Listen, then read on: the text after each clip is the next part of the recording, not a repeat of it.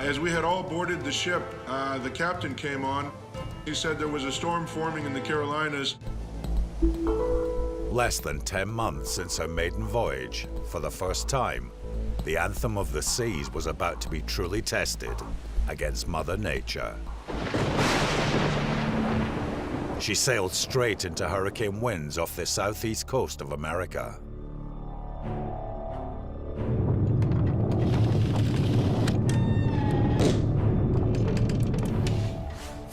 People at this point were nervous, a little tense. Jared Johnson was in the gym surrounded by weights when conditions cut up rough. That's when I heard a big crash and a woman scream. And I turned around, and what had happened was a trash can had actually slid across the entire gym floor and knocked this woman over. And that's when I thought, okay, this is getting bad.